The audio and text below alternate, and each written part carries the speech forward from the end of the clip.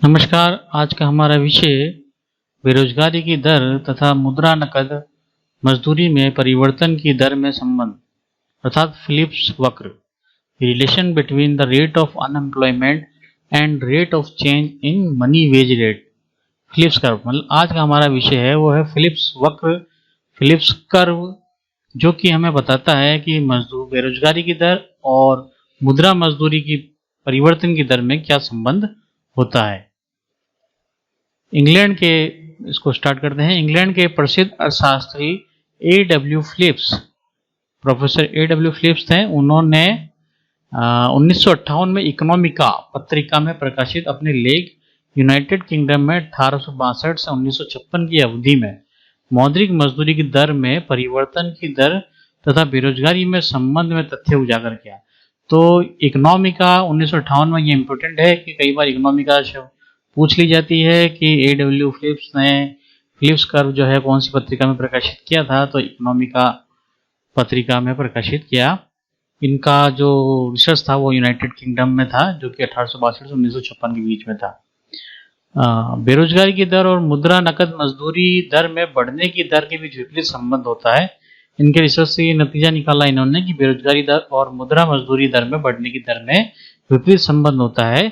Philips ने बेरोजगारी की दर तथा मुद्रा नकद मजदूरी में परिवर्तन की दर के पारस्परिक संबंध का विश्लेषण ब्रिटिश अर्थव्यवस्था के आंकड़ों पर आधारित करके उसने अनुभवजन्य एम्पिरिकल रिसर्च था, ये अनुभवजन्य निष्कर्ष निकाला कि जब बेरोजगारी की दर ऊंची होती है तो मुद्रा मजदूरी दर में बढ़ने की दर नीची होती है, और इसके विपरीत जब बेरोजगारी की दर नीची होती है तो मुद्रा मजदूरी दरों में वृद्धि की दर ऊंची होती है। इस प्रकार बेरोजगारी की दर और मुद्रा मजदूरी दरों में परिवर्तन की दर के बीच विपरीत तथा गैर रेखीय संबंध है। मतलब विपरीत है और गैर रेखीय संबंध है। जैसे कि नाम से पता लग रहा है बेरोजगारी की दर और मुद्रा मजदूरी की दर, तो जब मुद्रा मजदूरी ज्यादा होगी व्यक्ति की तो ऑटोमेटिक मतलब मुद्रा मजदूरी ज्यादा कब, जब लोगों को रोजगार मिलेगा, उनकी मांग बढ़ेगी मजदूरों की, तो उनको रोजगार मिलेगा तो बेरोजगारी की दर ऑटोमेटिक नीचे हो जाएगी इसके विपरीत। और जब बेरोजगारी ज्यादा रहेगी तो मुद्रा मजदूरी की दर नीचे हो जाएगी, क्योंकि बेरोजगारी है, लोगों के पास पैसा नहीं है, उनको आय नहीं मिल रही है, तो जो मुद्रा मजदूरी की दर है वो भी नीचे रह जाएगी, क्योंकि जब उनको रोजगार ही नहीं मिला हुआ तो मजदूरी नहीं मिलेगी। इस प्रकार से फिलिप्स कर्व ने ये रिसर्च निकाला। आगे फिलिप्स वक्र क्या है, फिलिप्स कर्व क्या है।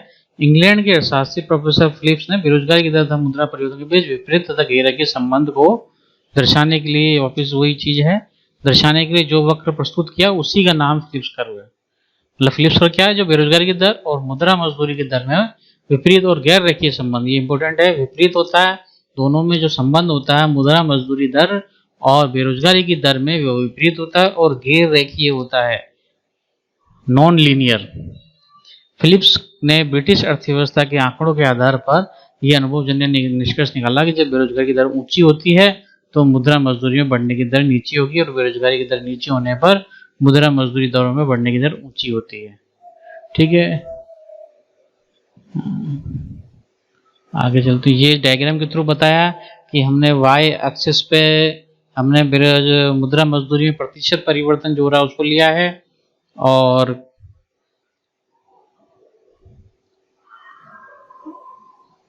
एक्स एक्सिस पे हमने बेरोजगारी में प्रतिशत परिवर्तन को लिया है। ये जो कर्व है एफ वो है फिलिप्स कर्व। अब आप देखिए इसमें जब मुद्रा मजदूरी दर 4% थी तो बेरोजगारी 1% है, यानी मुद्रा मजदूरी ज्यादा है, नहीं रोजगार ज्यादा मिला हुआ, मजदूरी ज्यादा है। तो जब मजदूरी ज्यादा है, मुद्रा मजदूरी, तो लोग काम करने के लिए आएंगे, उनकी मांग होगी मजदूरों की, तो स्वाभाविक है कि बेरोजगारी भी कम होगी।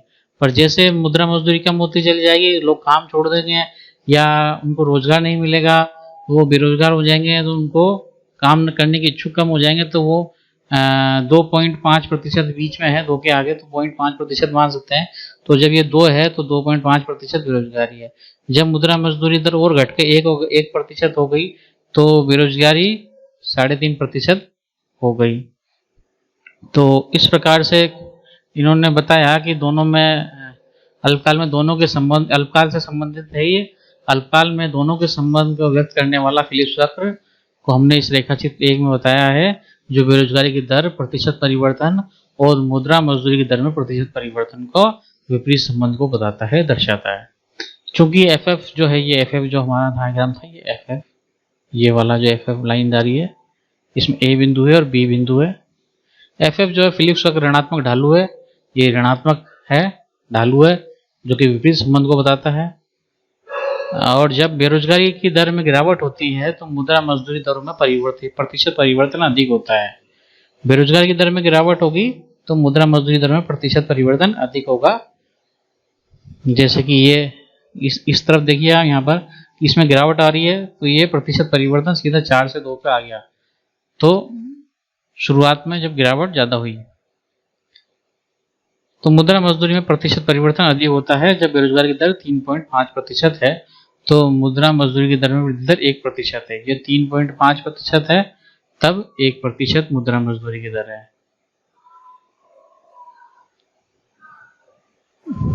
जैसा कि फिलिप्स का एफ एफ के बिंदु ए पर दर्शाया गया है, जब बेरोजगारी की प्रतिशत दर घटकर 1% हो जाती है तो मुद्रा मजदूरी की वृद्धि दर बढ़कर 4% हो जाती है। घटकर 1% हो गया तो ये 4% हो गया, 3.5 से सीधा 4। इस प्रकार फिलिप्स ने अर्थव्यवस्था में बेरोजगारी की दर मुद्रा मजदूरी दर में परिवर्तन की दर के बीच विपरीत संबंध को बताने वाला वक्र है। फिलिप्स ने अध्ययन में पाया कि बेरोजगारी अधिक थी तो मुद्रा मजदूरी दरों में वृद्धि दर कम थी। जब बेरोजगारी की दर कम थी तो मुद्रा मजदूरी दरों में वृद्धि की दर ऊंची रही, विपरीत संबंध को बताता है। जबकि 5.5 बेरोजगारी की दर कम, मुद्रा मजदूरी की दरों में सामान्यतः स्थिरता देखी गई है। अब इसके बीच संबंध का क्या कारण है? बेरोजगारी और मजदूरी दर में विपरीत संबंध के कारण क्या है? तो causes of inverse relation in unemployment and wage rate. Phillips ने अपने अनुभवजन्य विश्लेषण में बेरोजगारी की दर तथा मुद्रा मजदूरी की दरों में वृद्धि दर में विपरीत एवं गैर रेखीय संबंध बताया। जैसे कि हमने ऊपर भी पढ़ा है कि विपरीत संबंध है और गैर रेखीय, क्या कारण क्या है, ये क्यों होता है विपरीत और गैर रेखीय? तो पहला जो है, श्रम संघों तथा प्रबंध की मोल भाव की सापेक्षिक शक्ति। अर्थव्यवस्था में बेरोजगारी की दर ऊंची होने पर श्रम संघों की मोल भाव करने की शक्ति प्रबंधकों के मुकाबले कम होती है। तो श्रम संघों की मोल भाव करने की शक्ति ज्यादा होगी और प्रबंधकों की मोल भाव की कम होगी, तो बेरोजगारी की दर कम होने पर भी श्रम संघ की मोल भाव करने की शक्ति प्रबंधकों से अधिक होती है। अगर बेरोजगारी की दर कम होने पर श्रम संघ प्रबंधकों से अपनी मजदूरी दर में वृद्धि कराने सफल हो जाते हैं, क्योंकि श्रम संघ ज्यादा प्रभावशाली होते हैं। इनकी प्रबंधन श्रम संघों की जो क्षमता होती है, जो मोल भाव करने की क्षमता होती है, वो प्रबंधन से ज्यादा हो जाती है, इसलिए वो अपनी मजदूरी बढ़ाने में सफल हो जाते हैं। मजदूरों की मांग में सामान्य वृद्धि। बेरोजगारी एवं मजदूरी दरों में विपरीत संबंध का दूसरा महत्वपूर्ण कारण है मजदूरों की मांग में सामान्य वृद्धि होना। जब मजदूरों की मांग की जाती है तो मांग कर रहा है, उत्पादक जो है श्रमिकों की मांग कर रहा है तो उसे ऊंची मजदूरी देगा, तभी वो ज्यादा से ज्यादा काम करने के लिए आएंगे। फिलिप्स के अनुसार जब श्रम के लिए मांग अधिक होती है और बेरोजगार कम होते हैं तो हमें ऐसा आशा करनी चाहिए कि मालिक बहुत जल्दी जल्दी मजदूरी दर बढ़ाएंगे। कि भाई बेरोजगार कम है, मतलब श्रमिकों की संख्या जो है कम है और उनकी मांग अधिक है, तो ये डिमांड और सप्लाई वाला मामला हो गया। डिमांड ज्यादा है और सप्लाई कम है तो उनको मजदूरों की मजदूरी बढ़ानी पड़ेगी, जिससे कि वो काम करने के लिए आ सकें। तो इस प्रकार से भी विपरीत संबंध होता है। व्यापारिक गतिविधियों की प्रकृति। तो मुद्रा मजदूरी दरों में वृद्धि तथा बेरोजगारी दर के बीच विपरीत संबंध का एक कारण यह भी है, जब अर्थव्यवस्था में व्यापारिक गतिविधि तेज होती है तो बेरोजगारी कम होती है। जब व्यापारिक गतिविधि ज्यादा से ज्यादा होगी, उत्पादन बढ़ेगा तो बेरोजगारी, लोगों को रोजगार मिलेगा तो स्वाभाविक रूप से बेरोजगारी कमी होगी। परंतु जब उत्पादन बढ़ रहा है तो मजदूरों की बढ़ती मांग के कारण मुद्रा मजदूरी दर में वृद्धि की दर बढ़ जाती है। क्योंकि उत्पादन बढ़ाना है तो उत्पादकों को मजदूरों की मांग करनी पड़ेगी, और व्यापारिक गतिविधि बढ़ेगी तो श्रमिकों की मांग बढ़ेगी और उनको ऊंची मजदूरी दर देनी पड़ेगी। तो ऊंची मजदूरी दर हो गई और बेरोजगारी कम हो जाएगी। जबकि व्यापारिक गतिविधि घट जाएगी तो श्रमिकों की मांग भी कम हो जाएगी, जिससे मजदूरी वृद्धि का क्रम रुक जाता है। चौथा पॉइंट जो है, श्रम की मांग एवं पूर्ति में असंतुलन। जब श्रम बाजार में श्रम की मांग घट जाती है तो बेरोजगारी बढ़ने के कारण मुद्रा मजदूरी दरों में वृद्धि रुक जाएगी। जब श्रम बाजार में श्रम की मांग घट जाएगी, यानी श्रमिकों की मांग ही नहीं करी जा रही है, तो बेरोजगारी बढ़ गई। तो बेरोजगारी बढ़ने के कारण मजदूरों की मजदूरी नहीं बढ़ेगी। बेरोजगारी है तो सामान्य रूप से मजदूरी भी कम मिलेगी उनको, जब श्रम बाजार में श्रम की मांग बढ़ जाएगी तो जिन जिन क्षेत्रों में श्रम का अभाव दृष्टिगोचर होगा वहां उनकी मजदूरी दरों में वृद्धि की दर बढ़ जाएगी। इस प्रकार से 4 कारण हैं जो कि विपरीत संबंध के कारण हो सकते हैं बेरोजगारी और मजदूरी दर में विपरीत संबंध के कारण।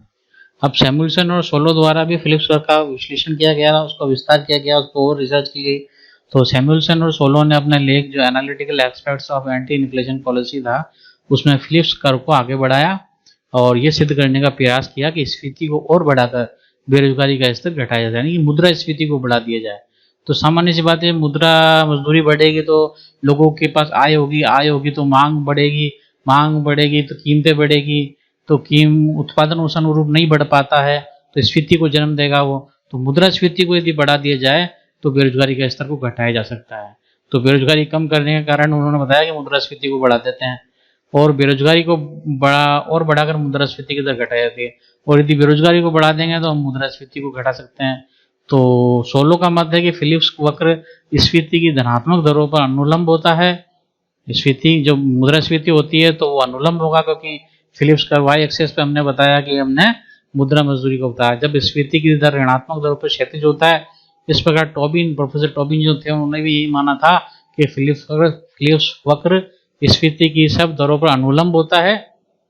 अमेरिका के मिल्टन फ्रीडमैन तथा फिलिप्स ने भी फिलिप्स वक्र का विश्लेषण में सिद्धांत में उपयोग कर उसे और आगे बढ़ाया। फिलिप्स वक्र की सहायता से मुद्रास्फीति और बेरोजगारी के बीच चुनाव किस प्रकार से करते हैं, trade off between inflation and unemployment with the help of Phillips curve. अर्थव्यवस्था में प्राय नकद मजदूरी तथा मुद्रास्फीति में परस्पर सीधा संबंध होता है, अर्थात मुद्रास्फीति में वृद्धि होने पर नकद मजदूरी में भी वृद्धि की प्रवृत्ति होती है, जबकि मुद्रास्फीति में कमी होने पर नकद मजदूरी में कमी की प्रवृत्ति होती है। इसलिए फिलिप्स कर्व की सहायता से अल्पकाल में बेरोजगारी दरों तथा मुद्रास्फीति दरों में परस्पर संबंध स्थापित करने से दोनों के बीच चुनाव की समस्या आ जाती है।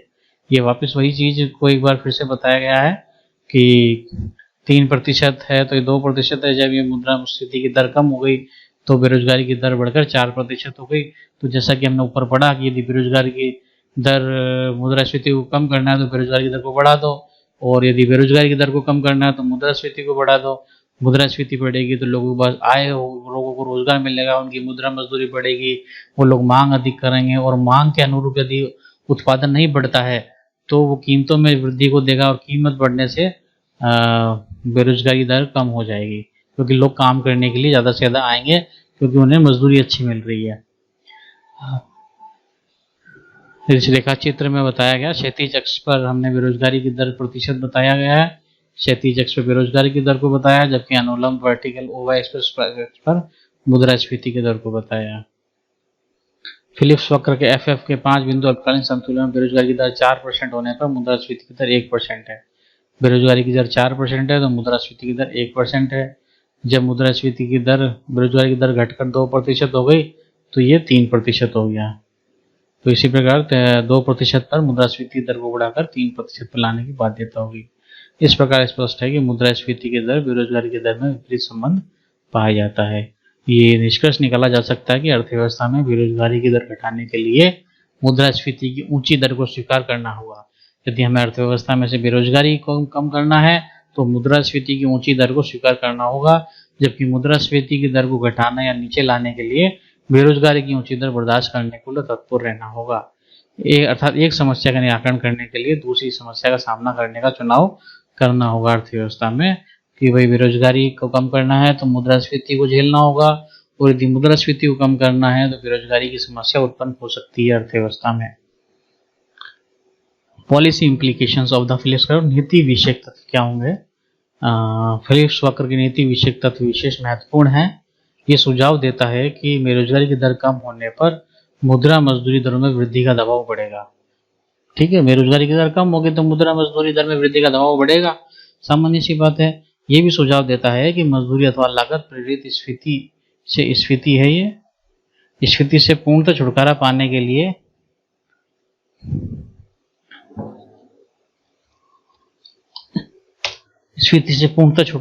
के लिए समाज को फिलिप्स कर्व से मार्गदर्शन मिलता है। फिलिप्स कर्व है, फिलिप्स कर्व से मार्गदर्शन मिलेगा कि द्रव्य मजदूरी में प्रत्येक वृद्धि स्फीति कारक नहीं है। मतलब हर मजदूरी जो बढ़ रही है वो स्फीति कारक नहीं है, वरन मुद्रा मजदूरी में वृद्धि का केवल वह भाग ही स्फीति कारक होगा।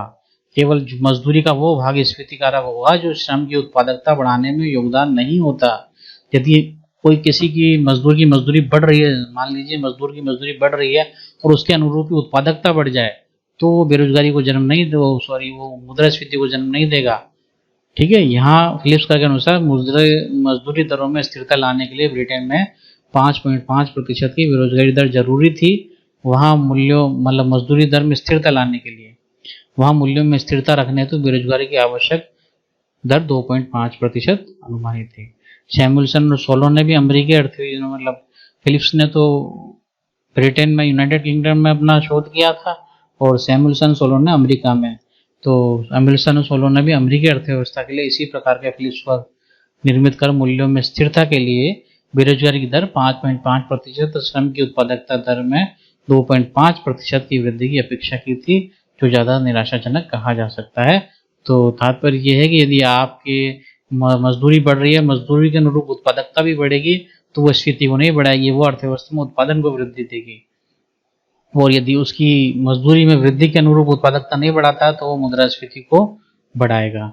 तो महत्वपूर्ण बात यह है कि हमने फिलिप्स कर्व को जाना। फिलिप्स कर्व में मुद्रा मजदूरी में प्रतिशत परिवर्तन और बेरोजगारी में मतलब मुद्रास्फीति कह लीजिए, मुद्रा मजदूरी और बेरोजगारी के बीच संबंध को बताने वाला वक्र को हम फिलिप्स कर्व कहते हैं।